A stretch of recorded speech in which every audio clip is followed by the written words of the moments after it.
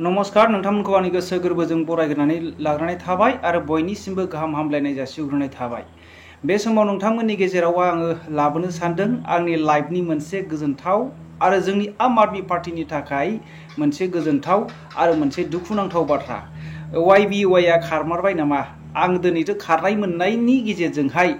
दिनैहाय जोबोद दुखुनांथाव। दिनै आंनि न'खरनि बोसोरसे जानायनि खरसाया दिनै सानसेनि गेजेरावनो आंनि मिजिंआ धंस जाबाय। बिनि थाखायनो आं जोबोद दुखु रायजो राजाफोर दिनैहाय। आरो मोनसे जोबोद गोजोनथाव खौराङा जाहैबाय 17 दान 17 मास जेलाव थांनानै दिनैहाय बेल मोनबाय जोंनि दिल्लीनि एडुकेशन मिनिस्टार मनीष सिसोदियाया। बेयो जोंनि आम आदमी पार्टीखौ मोजां मोनग्रा सुबुंफोरनि थाखाय बियो मोनसे जोबोद गोजोनथाव खौरां। CBI आ जेबो दाय मोनैनि थाखाय दिनैहाय बिथांखौ गोरलैयैनो हगारनो गोनां जाबाय। दिनैहाय जौ घोटालानि थाखाय जोंनि फाउन्डार अरविंद केजरीवाल बिथाङाबो गगोन। बिथांखौबो दिनै सोहैदों। बिनि थाखायनो मोनसेबो दासिमबो दाय मोनाखै, बिजिराखै आरो बिथांमोनहा अहंखारै दिनै CBIफ्रा माखासे BJP जों सालायजानानै दिनैहाय गुबुन पार्टीफोरखौ धंस खालामनो थांगासिनो दङ। दिनै जोंनि आसामनि गिबि मन्थ्रि जे नैबे हेमन्त बिश्व शर्मायाबो जुदि BJP हान्जायाव फैनानै BJP सरकार दायामोनब्ला बिथाङाबो दिनैहाय जेलावहाय दालि ओंख्रि जानांगौमोन। मानो होनोब्ला बिथाङाबो सारदायावहाय गोबांथार केस हिसाबै केलेंकारि हिसाबै दिनैहाय बिथाङाबो केस दङ। बिथाङावबो नाम्बार जाखानायावहाय निजुनायावहाय दिनैहाय BJP जों सापर्ट जानानै दिनै बिथाङा दिनै BJP सरकाराव फैनाया दिनै बियो मोनसे BJP सरकारा गावसोरखौहाय अराय सम सालायबाय थानो, अराय सम थाबाय थानो, राजनितिक सालायबाय थानो थाखाय बिथांमोना थांखि बिथांखि खालामनायनि गेजेरजोंहाय जोंनि ST जनगोष्ठीफोरखौहाय थागिबि सुबुंफोरखौहाय धंस खालामलांनायनि मोनसे थांखि बिथांखि लानायखौ जोङो नुनो मोनदों। बिथांमोननि प्लान पलिसिफोरखौ जोङो नुदों। मानो होनोब्ला रायजो राजाफोर जोंनि आसामाव थानाय दानो BJP सरकार आरो UPPL सरकारनि मोनसे निर्देश होखाबाय, पावार होखाबाय जोंनि हाइकर्टनिफ्राय जोंनि ट्राइबेल लेन्ड ब्लकआव जेसेबांनाखि गुबुन जातिफ्रा थानानै दङ,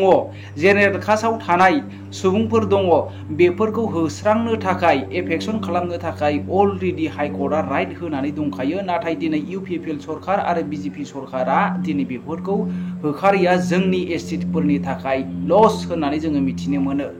जायनि फलाव दिनै UPPLआबो गावसोरखौ पावारावहाय गुगालांजानो गिनानै दिनैहाय प्रमद बर'आ बै समाव गिदिर गिदिर बाथ्रा बुंदोंब्लाबो दिनै गावनि गाद्दिखौ लानानै बिथाङा दिनै गिनायनि गेजेरजोंहाय नेक्स्टआव मोनफिननाय नङा साननानै दिनै प्रमद बर' मानगोनां बिथांमोनहा दिनै एफेक्सन खालामहोआखै। जानला मोनला बे हाग्रानाव थानाय सुबुंफोरखौसो ST सुबुंफोरखौसो दिनै होखारलाबायनायखौ जों नुनो मोनदों। राइट, बेखौबो गोदान हा दान सिफायनानै दिनैहाय हा धंस खालामनाय, हाग्रा धंस खालामनानै होखारबाय दे जाबाय, बेखौ गनायनानै लाबाय। नाथाय बेफोरखौ बिजिरनायनि गेजेरजों सिदानथ' खालामनायनि गेजेरजों बिथांमोनहा बेखौ मावनांगौमोन होननानै आङो सानो। नाथाय हाइकर्टनिफ्राय जे राइटखौ मोनबाय दिनै STनि हाखौ, ट्राइबेलनि हाखौ दिनैहाय रैखा खालामनांगौआव दिनै धंस खालामदों। गोबांथार मानसिफ्रा बुङो दिनै जम्मु आरो काश्मीराव 370 आर्टिकेलखौ बोखारनायनि गेजेरजोंहाय गोबांथार मोजां जादों। मोजां जायाखै। थागिबि ट्राइबेल सुबुंफोरनि थाखाय रायजो राजाफोर मोजां स्टाडि खालामनानै नायोब्ला जायफ्रानाखि सुबुंफ्रा 2014 सिम मावबायब्ला 2003 सिमाव जायफ्रानाखि बे जायगायावहाय थाबाय ट्राइबेलफोरनि हायावहाय बिथांमोनहाबो बायनो हानाय, रेजिस्ट्रेसन खालामनो हानाय बेबायदि पावारखौसो दिनै खालामगासिनो दङ। आरो दिनैहाय हाग्रामानि समावहाय गोबांथार केन्सेल खालामनानै माखासे ट्राइबेल नङै सुबुंफोरनो हा होनाय जायाखैमोन बै समाव। नाथाय दिनै जानला मोनला गासै सुबुंफोरनोबो दिनै लिस्टआव गाखोला जोबनायखौ दिनै जोङो दिनैहाय गबिन्द बसुमतारी मोननि फोसावनाय, फेरेंगा मोननि फोसावनायखौ जों नुनो मोनदों। रायजो राजाफोर दिनै ट्राइबेलनि हाखौनो गुबुनखौ सोनानै लानानै दिनै गावखौनो धंस खालामनानै लानायखौ जोङो नुनो मोनदों। जायनि फलावहाय दिनै UPPL सरकारा मोनसे गिथावथाव दिनै बिथांमोना सिंजों हाखर जावजानानै दिनै ग्रुप थांनायनि गेजेरजों बिथांमोना हाखराव थांनो लामायाव दंगासिनो दङ। रायजो राजाफोर गोबांथार ससियेल मिडियानि गेजेरजों दिनै सरकार हिसाबै बिथांमोना गासै मिडियाफोरखौ आखायाव लानायनि गेजेरजोंहाय दिनैहाय मा होनदों, सामफ्रामबो बिथांमोनावहाय गोबांथार मानसि हाबनाय, गोबांथार जयनिं लानाय बेखौ जोङो नुदों। दिनै कंग्रेसावबो हाबैदों। दिनै जोंनि आम आदमी पार्टियावबो फैगासिनो दङ दिनैहाय BPF आवबो थांगासिनो दङ रायजो राजाफोर बे थांलाय फैलाया सोलिबाय थागोन नाथाय उननि बारावहाय सोर देरहागोन बेसो मेन पइन्टआ जोङो मिथिनो मोनो रायजो राजाफोर दिनैहाय दुखुनांथाव बाथ्रा दिनै जोंनि दुलाराय बर' फरायसा आफादनि आफादगिरि दिपेन बर' बिथांमोना दिनै सिरि मोननो गोनां जादों दिनै बिथांमोना बिटिआर इमप्लिमेन्टेसन आरो ट्राइबेलनि हाफोरखौ रैखा खालामनो आरो जोंनि सोलोंथाइनि थासारिखौहाय थि खालामनो बिथांमोनहा बाथ्रा दैखांबोदोंमोन आरो बे बाथ्राखौनो जेब्लानाखि दुलाराय बर' फरायसा आफादाव आफादगिरि जादोंमोन गोबांथार गाज्रि माबाफोरखौ हाग्रामा महिलारि मानगोनां बिथांखौ आरो बेबायदिनो एडुकेशन मिनिस्टार हिसाबै दिनैहाय बै समावहाय डक्टर हिमन्त बिश्व शर्माखौहाय गोबांथार सोंखारिदोंमोन प्रमद बर'आ नाथाय दिनै सोंखारियाखै बिथांनि खिफि मोनामसुनाय जोङो बेखौसो नुनो मोनदों रायजो राजाफोर नोंथांमोना कमेन्ट खालामहर आंनि बुंनाया जुदि असैथो जादोंब्ला आरो नंखाय जादोंब्ला आङो नेक्स्ट बारावहाय सुद्रायनानै लानो हानाय बायदि दिनै दुलाराय बर' फरायसानि आफादगिरि दिपेन बर' बिथाङा मा बुंदों आरो जोंनि बर' हारिनि गासै हाफ्रा गुबुन हारिनि जायगायाव थांगासिनो दङ आखायाव थांगासिनो दङ गुबुननो थानो थाखाय राइट होनो थांगासिनो दङ बेखौ जोङो दिनैहाय जोंनि BTC सरकार UPPL सरकार आरो BJP सरकारा बे गासै सुबिदाफोरखौ होबाय थानायखौ जोङो नुनो मोनदों रायजो राजाफोर नायलांदो नोंथांमोना ক্ৰিমিলিয়াৰ অবিচিৰ দৰে এতিয়া এটা জাপি দিব বিচৰাটো আমি এইটো মানি লোৱা নাই আৰু মানি নলওঁ কোনোবা এটা শ্ৰেণী ইকনমিকেলি অলপ এডভান্স হ'ব পাৰে কোনোবা অলপ ডাউনৱাৰ্ড হ'ব পাৰে এই বিষয়টো আগুৱাই নিয়াৰ ক্ষেত্ৰতো চৰকাৰৰ আৰু এইটো সামাজিক দৃষ্টিৰে ছ'চিয়েল পাৰ্চপেক্টিভত এইটো চাব লাগিব আৰু এই ইউনিটিটো ঠাণ্ডন কৰি পেলাই ট্ৰাইবেলৰ মাজত বিভাজন আনিব আগষ্টৰ তাৰিখে মহামান্য উচ্চতম ন্যায়ালয় ইয়াৰে chief justice of India DI চন্দ্ৰচূড়ৰ যি 7জনীয়া বিচাৰপীঠ বা বেঞ্চ আছিল ভাৰতত শিডিউল কাষ্ট আৰু শিডিউল ট্ৰাইব ইয়াৰ সাব ক্লাছিফিকেশ্যন আৰু OBCৰ দৰে ক্ৰিমি লেয়াৰৰ এটা ব্যৱস্থা এই জাজমেণ্টটো তেওঁলোকে দিছে আৰু এই ৰায়দানটো লৈ পেলাই নিখিল বড়ো ছাত্ৰ সন্থা অসমৰ জনজাতীয় ছাত্ৰ আৰু জাতীয় সংগঠন আৰু ট্ৰাইবেল সংঘ আমি একেলগে আমি বহিছো আলোচনা কৰিছো আৰু ইয়াত মানে ষ্টাডি কৰিছো আৰু নিখিল বড়ো ছাত্ৰ সন্থাৰ আজিৰ স্পষ্ট মতামতটো হ'ল যে ভাৰতৰ যি সংবিধান সেই সংবিধানৰ প্ৰণেতা আমাৰ BR আম্বেদকাৰ ডাঙৰীয়াই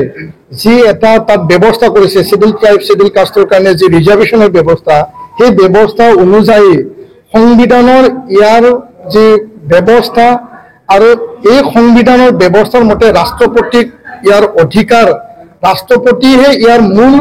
মানে ইয়াৰ অথৰিটিটো আছে আৰু সংসদ লোকসভা ৰাজ্যসভাতহে তাত নিৰ্ণায়ক হ'ব আৰু এইটো ৰাজনৈতিক বিষয় হিচাপে ৰাজনৈতিকভাৱে ইয়াত বিশ্লেষণ আলোচনা বিলোচনাৰ মাজত এই ব্যৱস্থাটো হ'ব কিন্তু সুপ্ৰিম কোৰ্ট অফ ইণ্ডিয়ায়ে আৰ্টিকল 341 আৰ্টিকল 342 নসাত কৰি পেলাই 15 article subclause 4 subclause 6 16 article or subclause 6 হেতু নসাত কৰি পেলাই যোনটো ৰাজ্য চৰকাৰে কৰিব লাগিছিল সমগ্ৰ বিষয়টো সুপ্ৰিম কোৰ্ট অফ ইণ্ডিয়াই নিজৰ আউটত আৰ্টিকল 142 অধীনত লৈ যাই পেলাই তেওঁলোকে যি এটা ৰায়দান দিছে এইটো আমি নসাত কৰিছো এইটো আমি কেতিয়াও মানি নলওঁ আৰু এই কথাটো স্পষ্ট যে অসমত 14টা শিডিউল ট্ৰাইব আছে পাঞ্জাব আৰু অন্ধ্ৰ প্ৰদেশৰ সিনায়া আৰু যি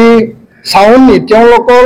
শিডিউল কাষ্টক লৈ যি এটা বিচাৰপীঠ চলিছিল যে বিচাৰ প্ৰক্ৰিয়া চলিছিল সেই বিচাৰ প্ৰক্ৰিয়াক লৈ পেলাই ৰায়দান দিবলৈ যাওঁতে শিডিউল ট্ৰাইবক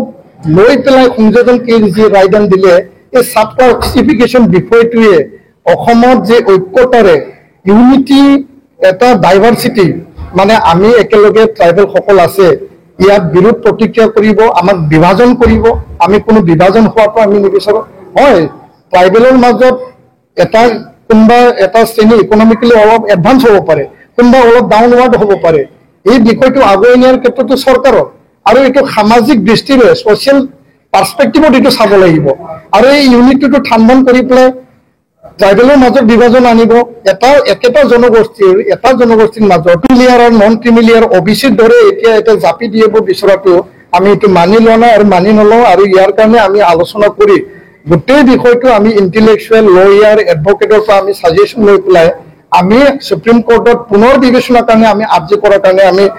আলোচনা বিবেচনা আমি চলাই আছো। তো নিখিল বড়ো ছাত্ৰ সন্থাৰ স্পষ্ট মত সেই বিষয়টো সুপ্ৰিম কোৰ্টে নিজৰ আওতাত লৈ যাই পেলাই ৰায়দান কৰাটো সেইটো মুঠেই সন্তোষজনক নহয়। আমাৰ গণতান্ত্ৰিক দেশৰ সংবিধান সৰ্বোচ্চ আৰু ইয়াত ৰাষ্ট্ৰপতি অধিকাৰ দিয়া হৈছে আৰু ইয়াতে সংসদ লোকসভা ৰাজ্যসভাতহে অধিকাৰ দিয়া হৈছে। সেইটো সুপ্ৰিম কোৰ্টৰ বিষয় নাছিল আৰু উত্তৰ পূৰ্বাঞ্চলত অসমত আমাৰ ঐক্যতা থান বান কৰা কোনো বিষয় আমি